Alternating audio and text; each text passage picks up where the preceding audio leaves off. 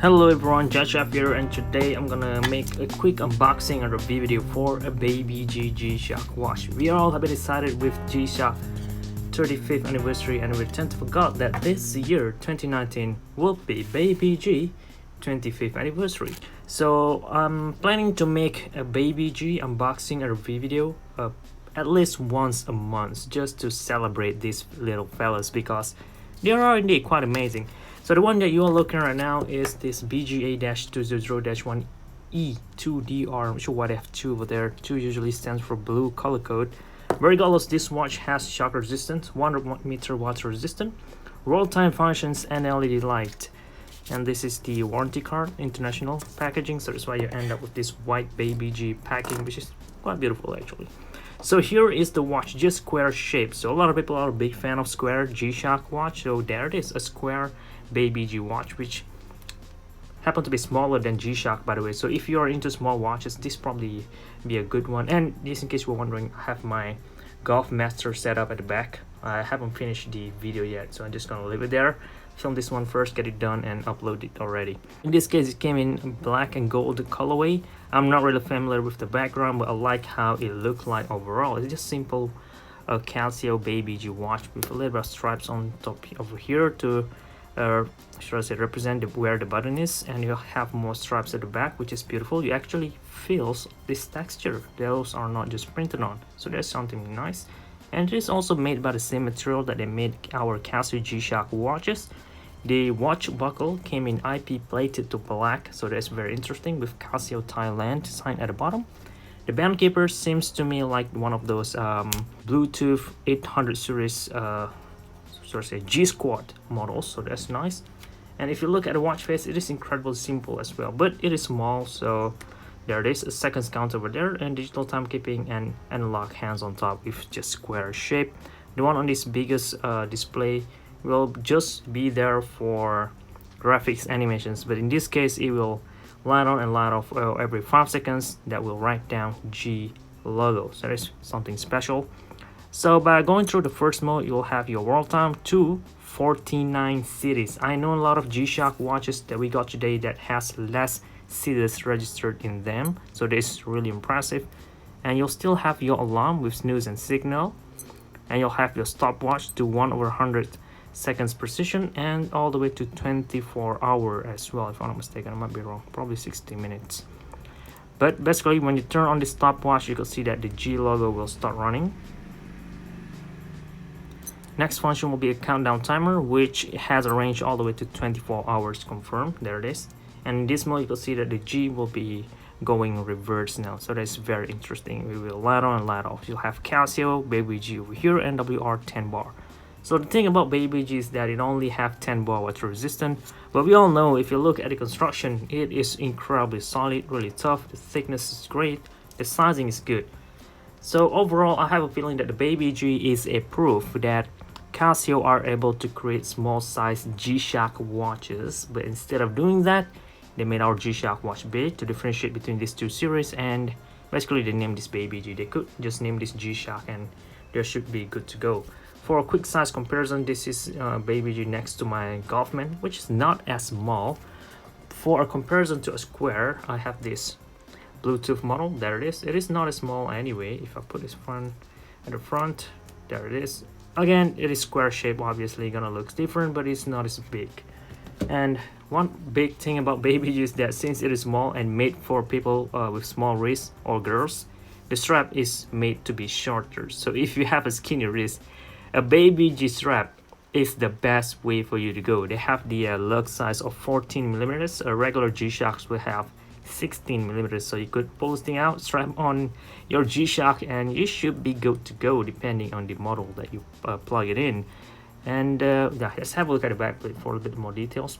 There it is, 5134 module, BGA-200, stainless steel back Japan movement, so you expect to see Japan engine in there. Baby G logo, everything is still lightly engraved at the back, so that is incredibly nice. I've seen similar quality on a G-Shock watch, but there it is, and a DG baby G watch, I'm sorry.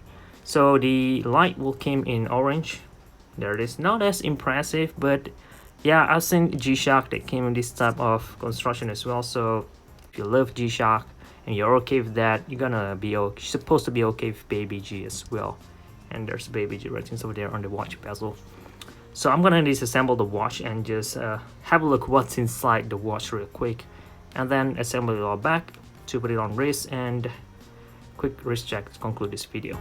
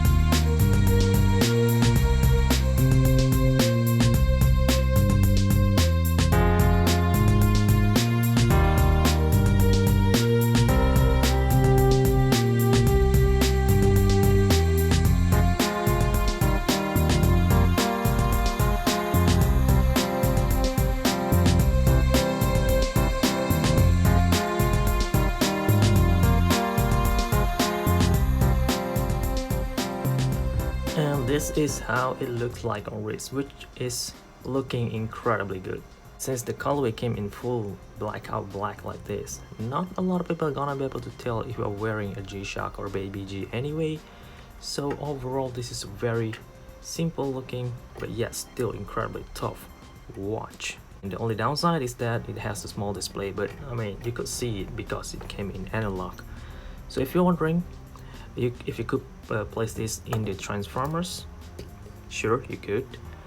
And from the disassembly video, I have a feeling that the construction of this watch kind of reminds me like one of those G300 or the vintage NADG Mudman models, kind of like that. But anyway, this is it, guys. I hope you guys found this video a little bit useful, informative, and entertaining. Thank you very much for watching. This is gshock and all.